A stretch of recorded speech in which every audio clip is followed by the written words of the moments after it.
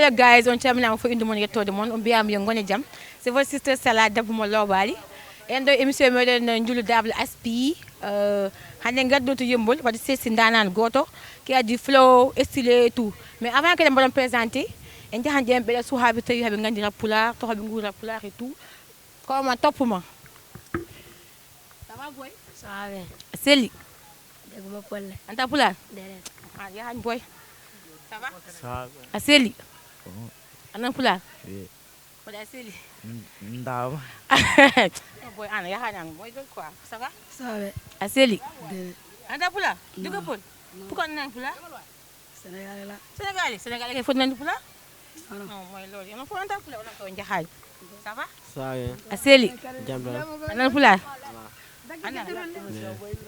Kan mooy sa artiste Pël yi xamoo si kenn? Ah man Pël xamas kenn mais sama oustaz Pël la. Non non koy mooy loolu quoi. Ça va bien. Anan pulaar? Déedéet. Nanta? Ay gona anday Pël artiste Pël. Déedéet. Xamoo si kenn. Déedéet. Xam nga mi yaa gisee? Déedéet. mi yaa gisee waaw dama koy dégg. Mën nga ma woowee fan soo mi yaa gisee? woy bi mënu ma ko de. Non, boy njaxaani quoi. Hay goor nanta be nganda hay goor mooy loolu quoi. Atie, on va présenter notre artiste. Ça va frère? Ça va bien. Seli. Mawdum Gaye. Seli. Alhamdulillah. Ça va bien. Nokuma mboda femina yebiyankoɓe Rapla Innovation. Voilà. Yeah, assalamu alaikum Futankoɓe, assalamu alaikum Halpulareɓe. It's your boy Prince aka Oji Boy DA from Jamasiri to the world, represent département Podor, commune de Podor. Genre anyway, amen ɗo e émission amen hip hop Njulu Dable Aspi ɗo e amen ɗo e Yembol. Alors Prince holno way jimmi ko kalna minen parcours ma début carrière ma et tout holno puɗɗa musique carrément holno nadda hay ganda an carrément tini hoore ma e musique. Bon, je peux dire mi puɗɗi musique 2021 mais je peux dire que à la fin ko 2023 mbaɗmi hen concentré carrément après dañmi nde bac et tout. Parce qu'au début yo, comme artiste bas au niveau quoi, ça va être un peu difficile avec les études, l'arrangement tout. Après bon, ma wat stand by goro jema ci mais carrément comme je peux dire 2023 ga pour dire des sons carrément et tout commencer jouer ay concert et ngabe concert aji affaire on en avancé de quoi. Et donc eden bay jagore 2023 la commencé di def musique quoi. Nder haal mam nene haala jangi a heeɓi bac joni an joni hono mbaddata entre jangde nde e raɓo par ce que enen fof eɗen gandi jangde ene hiiri par rapport nangude jangde wadde muɗum e rap te ene muusi ha may des fois a yahan jaaha studio aɗa wawi yaha 2 heures du matin aɗa wawi artude 23 heures ça dépend ko jaaha kadi école kadi ɗum joni hono mbaddata ɗum e mélangé ɗum musta e ma jimmi ko kalna minen hen holno gurda ɗum ɗon. Yeah, bon si comme no mbimi ni rek évidemment ɗum addi bom ha ganduɗa ni après mbaɗmi pause goto ha dañmi bac peut être après ça woni ɗo e Dakar ɓurat webde mbawɗo arrondir tous les deux mais malheureusement après bon jangde nde aussi ça va mi yani hen hooram quoi et j'ai décidé ma bayi kam gaccuru to gommi ɗo après oɗon instant j'ai fait mbeɗen business ujam et après pour mieux aligner les deux choses quoi. Donc on peut dire oɗon instant kam mi janggani mais mbeɗa waɗa focus sur musique à 100% et aussi et quelques business ujam à côté. Mais ça va mais musique o mom sikkan kam bon comme no mbiɗa ni a waɗum rendinde e dar quoi affaire gol mo ganduɗa ko kiro aussi. Et donc c'était un peu difficile pour jadina affaire aji ɗiɗi goɗo aussi. Donc depuis lors à joni après bagam et tout ça fait 1 an rek jangum après gaccumi quoi. An joni somi faami an ka nanguɗa oppi jangde ma mbaɗa focaliser e rap te enen fof eɗen gandi jangde no e muusi ni 12 ans presque aɗa jangdi kadi dinama ko mbamma ɗum ɗo comment soutenir mbaɗa sacrifié wu par ce que woodi ɗum ɗo école aji privé ganda yoɓete wona ɗum ɗo public tan wonani ɗo eyyi an a oppiɗu men hokko saabi an hol confiance mo joguiɗa ha goppuɗa jangde paɗa e rap jimmi ko lernami minen hen. Bon si ça mi heeɗima question ma c'est question souvent mo ganduɗa artére ma chaque fois mbeɗa posé ɗum bon presque tawi gaccuɗa jangde ko est ce que musique o ɓuurma doole affaire aji ɗon mais genre wona musique o carrément quoi wona peut être ne waɗi kam affecté un peu pour mo jeema changer chemin de vie et tout ça mais wona musique o tegam wadde carrément ko gaccumi jangdam et tout. Bon peut être après le bac et du coup bon no jirimni situation ngam e min aussi mental mo joguimo walla chemin de vie mo jiɗmo ça me dit que bon ko colum ko ala e jangde surtout jangde ɗo e Sénégal wona question ɓe waɗa banaliser affaire aji et tout mais wona cause normale quoi ça famin joni mais peut-être mi musique ko passion ngam gilmede woni boy gilmede gile 2015 mbeɗen heen mbeɗa suuɗo mbaɗa son ngabba concert son ujjenen mais wonen jirata ɗum ko peut être ko musique o ɓurma doole affaire aji ɗo mais wona carrément musique o quoi sa faami ça fait partie mais wona carrément musique o peut-être j'ai d'autres objectifs mbe jogui oɗoji projet ji goɗɗi mo ganduɗa peut être kañum ne wawi wadde lié musique am e business uji am mais min après je me dis que bon à la sans vu que mi yiyani hen hooram pourquoi je continue à étudier tout ça donc après mbimi bon après mi accat mi ƴeew business mo mbawi wadde hande si tu peux faire le commerce ne wawi yadude e musique par musique ko business comme no yimɓe fof mbeɗa wona affaire goto mo ganduɗa wawi ɓe cikka tan ko fijirde walla affaire de bandiyagal hande rapport hande kañum woni pour min kañum ɓuuri wonde business man mawɗo quoi hande kañum ɓurta wawde dañde mbawata lijirande hoore ma wona patron hoore ma e tout et min ko oɗon vision joguimi hen quoi mais wona question ko rapport tagma accude jangde et tout c'est ça parce que hande si jii rapport uji mawɗi pat presque tous les rapports hande mawɗi hande ils sont diplômés walla ils sont qualifiés en quelque chose donc wona réel cause o quoi et merci aussi question o aussi parce que mi yiɗi ɗum lernude ko ɓooyi quoi ok frère somi faami nder haala ma mbiɗa an a janga en même temps a continue rabo te an c'est en 2023 naɗɗa e raɓe carrément ok hen mbaɗa focus après jaaɗa ha certain moment goppuɗa paɗa e raɓo mais an joni namdema an hokko mbatta conseil neɗɗo ganduɗa janggi ha wine mbaɗa bac yiɗi oppude e naate game he an hokko mbatta jomum conseil bon question ma aussi que bon c'est très important aussi parce que bon comme no mbiɗa ni naare musique mom e goɗɗum yadata quoi te aussi que jangde kadi koye hirat enen foye majjani no wayi mais bon min wona carrément ko kam mi gaccuɗo ha dañmi bac puɗɗimi wadde focalisé depuis mbeɗa jangga mbeɗa waɗatno musique quoi mais bon je me dis que bon sa janggi ha wone certain âge uji walla certain classe uji après mbiɗa aɗa accirni comme ça va pas le faire et du coup après mo bac min joɗimte comme no mbiyamni à chaque fois neɗɗo mom ko semé de vie quoi wona question de conseil walla sal han wiyatma an waɗni walla fada hanayam ɗo ko semé de vie ma an andar holɗum jiɗɗa quoi ko gëm mare jarata quoi joni nak bon ka janggo aɗa waɗa musique aussi bon pour min so tawi aɗa wawi so tawi affaire ɓuuratma dolle aɗa wawi yaadinde affaire aji ɗiɗi fof ne wawi wonde ne wawi wonde par ce que ɗo kalmo jiiɗa ɗo hande mbaɗo musique normal ko jangguɗo walla soit ko alquran walla école ko passion ma quoi ene wawi wonde mais so tawi kadi wawa wonde ko ça dépend e ma quoi pour min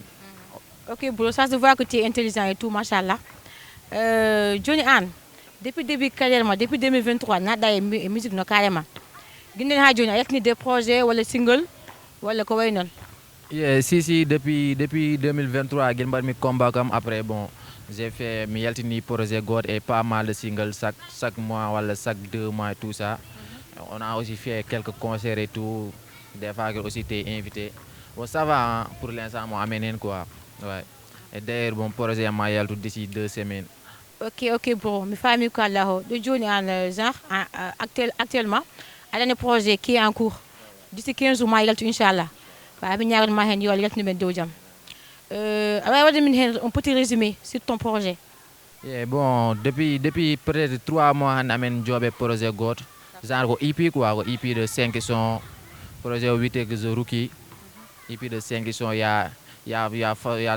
plus de 4 façons musique, il y a drill, il y a afro, il y a genre mais on koy même bar quoi pour dire direction artistiquement quoi DA ma on da ila c'est du coup bon à chaque fois à yaltinat projet ji peut-être que ñu deuxième projet quoi mais il y a 2 projets et quelques singles et du coup joni projet o ko propre moyen ma wala wodi label de production mo gonda non pour l'instant mom min gonane hay label goto quoi d'ailleurs big shout out à Babo Beat Big Brain studio ton prisme quoi avec mes propres moyens mine estafam et tout genre benen gérer ko men financièrement et tout quoi mais pour l'instant mom min ciñanto hay goto label aussi minen jarat ko yamin dal ok bon dal on nani il a un projet en cours d'ici 15 jours inchallah ma yaltu te ko yawi lelani mo otte modon pour sortir projet mako wite ko The Rookie je ndoko mo doole sur son page YouTube Prince Ozzy officiel mbaɗon abonné partager et liker surtout inchallah pour ne rien rater parce que il a du talent mi ko ngandum hen il a du talent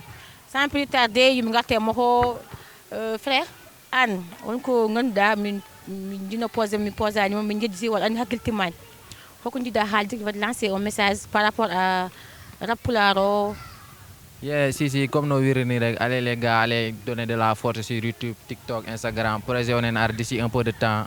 Chez The Rookie, ko EP, bad de musique, bad de qualité aussi, je vous promets ça. Inch'Allah, ça va Ouais. fonctionner. Ouais, comme no mbiruma ni rek, bon, minga bon ko odo mo boy mi yiddo de lancer depuis un bon moment. À chaque fois, mais hala dum live uji groupe aji tout.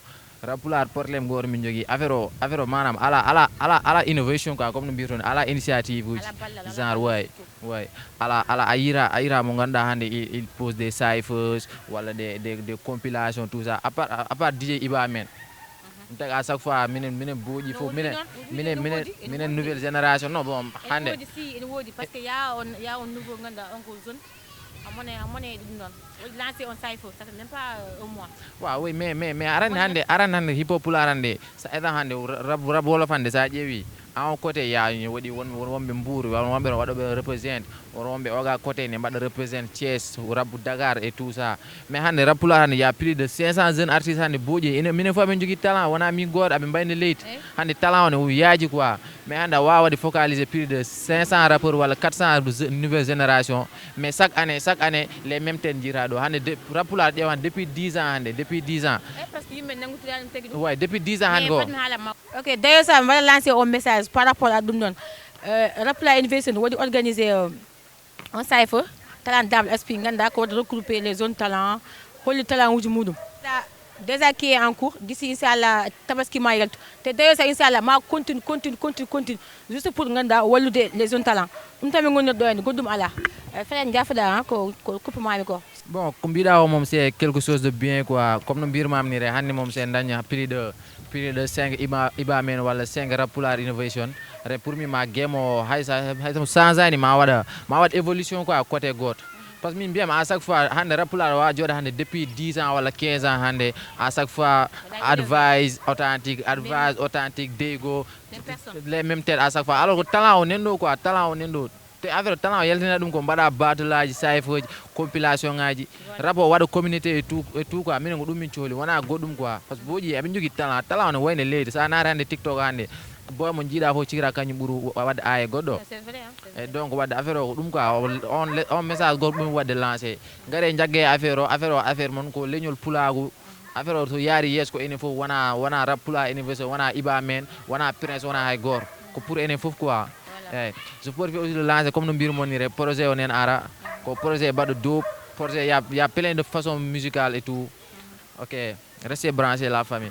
D'accord pour ko noon tan joni l'émission tire à sa fin hoko woni dernier moment mais avant ɗumen noon hokkamen freestyle ganduɗa voilà gona ɗo ha wuula jaw eyyi oji boy from day siri represent eyyi mawnude ladde so anda bone boyoro ke fit gaynaki fowru ndendi ladde men ndendani miijo hay blessure o solan alcool nigga on licide bo life zombie jaltu ñaame nigga ɗo wona lido toujours the best volcan mabo nigga ga kon firgo son wuji belɗatina ɗum boyno gorko piso ɓernde avocat bo haqqillam tan yonni prison lafam ko vélo peeje neɗɗo tan bo yoni guidon foko sentiment ma tampin kam boy ko gilli nenam mi wona gorko kewɗo ƴeeƴe boy namno ɗum guelma folo ñanko nogas bar wartonuji MC fo secret ma bo lamɗo sohlan ɗum no jammin tekki ma jani bawɗo bam goɗɗo min gulleno coppi mbarodi ladde bici nega wadde take pobi ɓe mbawa dadde bamam hay sami dogri no koppi min rap ko col force ko laami hen no Tupac comme authentique bo heewi vibes haɓe game o kappi eyyi oji boy merci la famille c'était is your boy Prince aka oji boy from Jama Siri to the world